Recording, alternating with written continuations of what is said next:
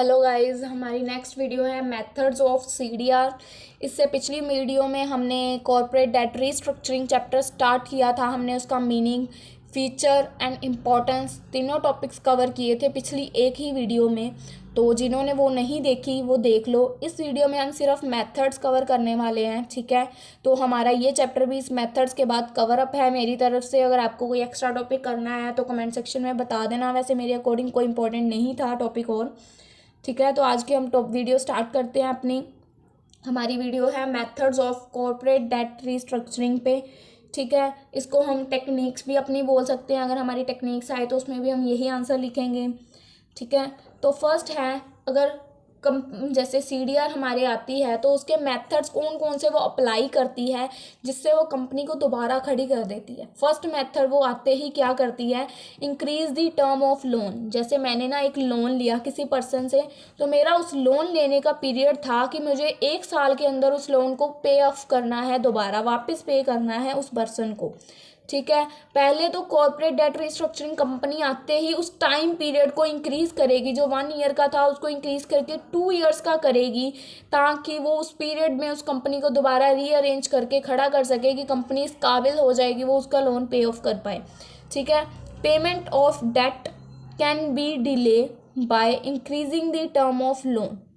Payment जो करनी थी हमने हमारे उधार की उसको डिले कर दिया, ठीक है, लोन की टर्म को इंक्रीज करके टाइम पीरियड को।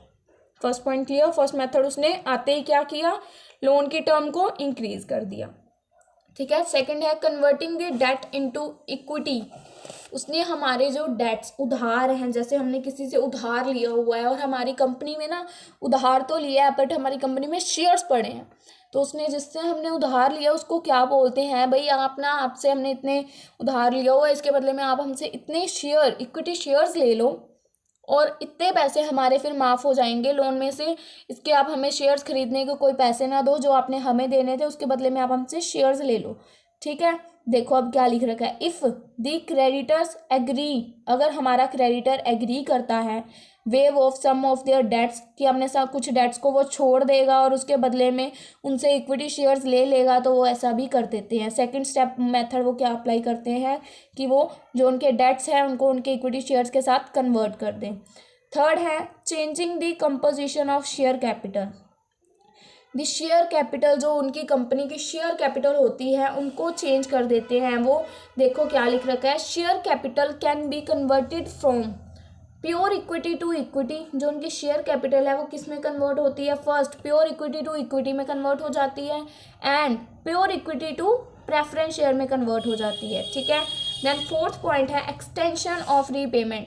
अब देखो हमारा फर्स्ट पॉइंट था ना जिसमें टाइम पीरियड इंक्रीज करते थे, इसमें भी वही है। देखो एक्सटेंशन ऑफ रीपेमेंट पीरियड को जो एक्सटेंड कर देना existing debts and re holding, ठीक है। देखो क्या लिख रखा है, repayment of existing debts can be delay. जो रीपेमेंट है उसको डिले कर देना, so that immediate payment of debts can be delay. जो इमीडिएट पेमेंट होने वाली थी वो डिले हो जाएगी टू अ बेटर पीरियड, एक बेटर पीरियड के लिए। जब हमारी कंपनी की कंडीशन अच्छी होगी तो हम उसकी पेमेंट करेंगे। This is possible only when creditors are ready to sacrifice. ये तभी पॉसिबल है जो कंपनी के क्रेडिटर्स हैं जो वो सेक्रीफाइस करने के लिए तैयार है इमीडिएट पेमेंट के लिए, ठीक है, कि उन्हें इमीडिएट पेमेंट नहीं चाहिए। नेक्स्ट पॉइंट है हमारा reduction of heavy interest on loan.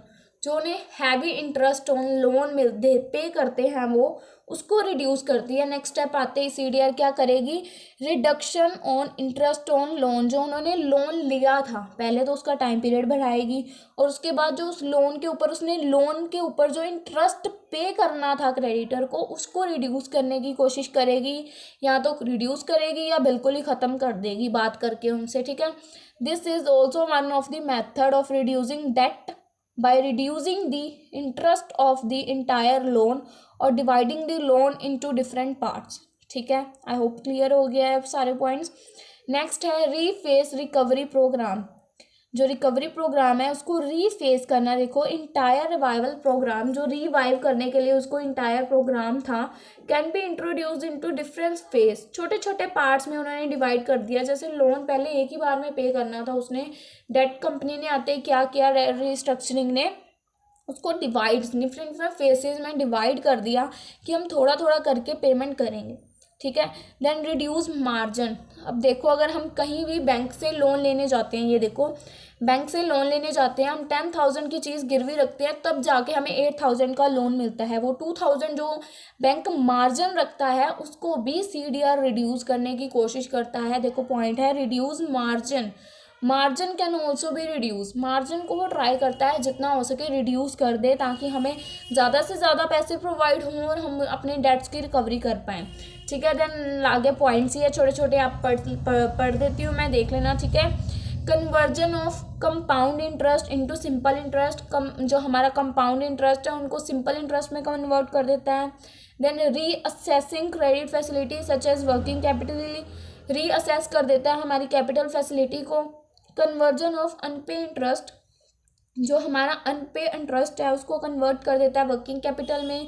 Then procuring extra money for repaying loan, और जो एक्स्ट्रा मनी प्रोक्योर होती है उससे लोन रीपे कर देता है। ठीक है गाइज, आई होप आपको ये मेथड्स क्लियर हैं। मैंने अपनी तरफ से पूरी कोशिश की है आपको समझाने की। मेरी तरफ से ये वाला चैप्टर भी ख़त्म है, कॉर्पोरेट डेट रीस्ट्रक्चरिंग।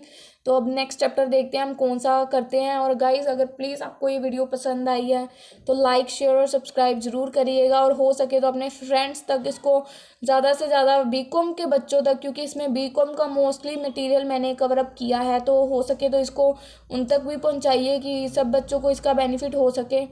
ठीक है। Thanks for watching guys.